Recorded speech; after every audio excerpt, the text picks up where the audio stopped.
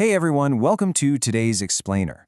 Today we are diving into a really critical, honestly pretty urgent topic, and that is the intersection of artificial intelligence and the future of underrepresented languages.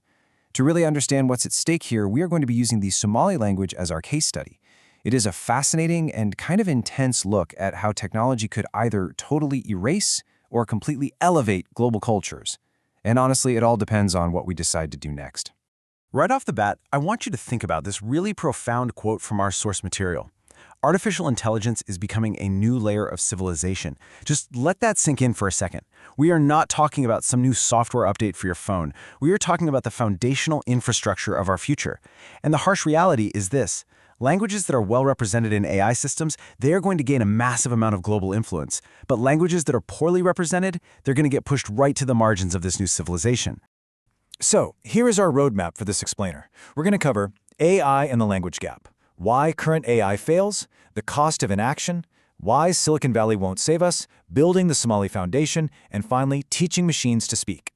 Let's get right into it. Section 1. AI and the language gap. Look, AI isn't just some cool novelty anymore, right? It is literally becoming the gateway to modern existence. It's shaping how we access public services, how we do business, how students learn, and even how citizens talk to their own governments.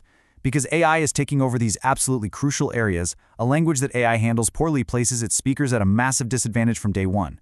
Imagine a Somali-speaking farmer asking an AI for critical agricultural info and getting advice meant for a completely different continent, or a patient trying to understand health guidance that reads like a malfunctioning robot wrote it. In these situations, technology completely stops being a bridge and just becomes a giant barrier. Moving on to Section 2, why current AI fails.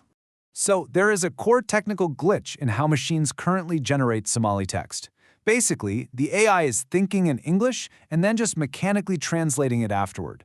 Sure, it might use Somali vocabulary, but the sentence structure, the rhythm, it is unmistakably foreign. It comes out way too formal, ridiculously literal, and it completely flattens out any rich regional variations. Now contrast that with native Somali. Native speech is relaxed, it is highly contextual, it relies on this beautiful economy and indirectness, and crucially, it preserves complex social relationships.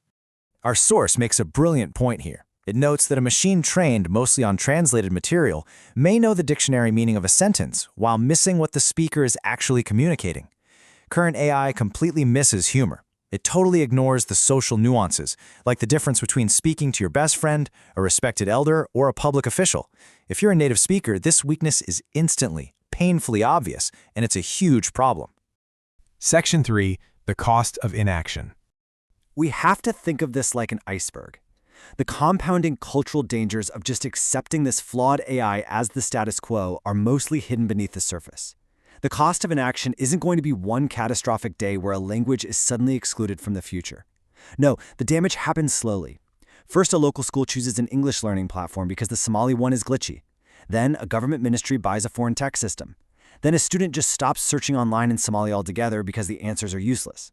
Eventually, new technical concepts only enter the language through clunky, awkward translations.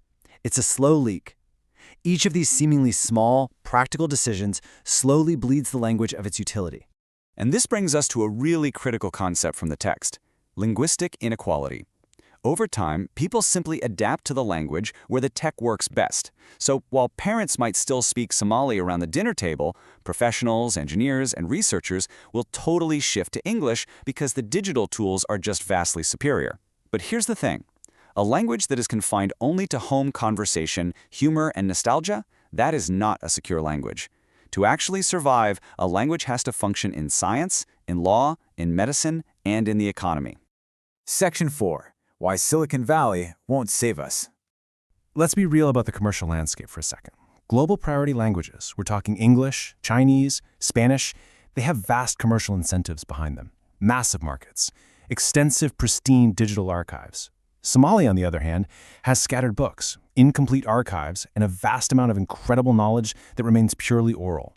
Major tech companies, they follow the money and the data. There's just no strong commercial incentive for global tech giants to parachute in and solve Somali's digital data problems. If we just sit back and wait, Somali will be an afterthought.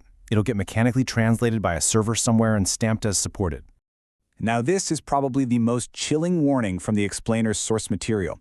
If communities wait for outside tech companies to build these tools, they're going to be sold flawed systems right back to their own schools and ministries. But it gets worse. When millions of people start relying on AI-generated text, those awkward machine translations will actually begin to define what correct Somali looks like. Younger speakers might actually start imitating this authoritative-sounding but completely distorted machine-generated Somali. So poor technology won't just fail to preserve the language, it will actively rewrite it. Which brings us to Section 5, Building the Somali Foundation. So what is the fix? The answer is to build a foundation directly in Somali, and that requires incredible grassroots collaboration. It's a cultural necessity, not just a job for software engineers. Universities and government departments have to step up and lead the coordination. You need linguists and teachers to assess naturalness and grammar. And crucially, you absolutely need elders and the diaspora involved to provide the idioms, the deep cultural knowledge, and those regional dialect differences. You need that native human ear, and that is something no amount of supercomputing power can replicate. So what actually goes into this dataset? Well, it must include real speech and oral expression, not just stiff textbook prose. Dialectal differences have to be properly labeled, not just erased to create some fake, artificial, standardized version of the language. It needs natural conversations. It needs stories. And here's a really smart point from the source. It needs examples of poor machine translations placed side by side with the natural human alternatives to teach the AI what not to do. We're talking about a carefully curated dataset of tens of thousands of expertly reviewed examples.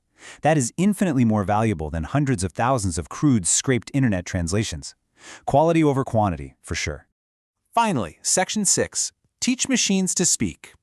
The window of opportunity here is incredibly narrow. We have to act right now while this AI technology is still being molded, before the big, influential systems and standards are permanently locked in. The ultimate goal here is not just to build a neat little Somali chatbot.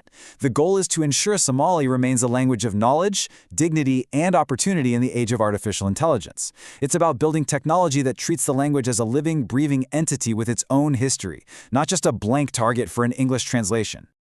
I absolutely love this quote from the text, and it perfectly sums up the stakes of everything we've talked about today. Others may build the machines, but Somalis must teach them how to speak to us, and we must begin before they teach us to speak like them. That hits the nail on the head, right? It highlights exactly why we need native leadership in tech immediately. So, as we wrap things up today, I'm going to leave you with a question to chew on. What role will you play in preserving your mother tongue in the digital age? Whether we're talking about Somali or any other language facing these exact same technological pressures, the future of these rich cultural histories depends entirely on the foundations we choose to build today. Thanks so much for joining me for this explainer, and keep learning.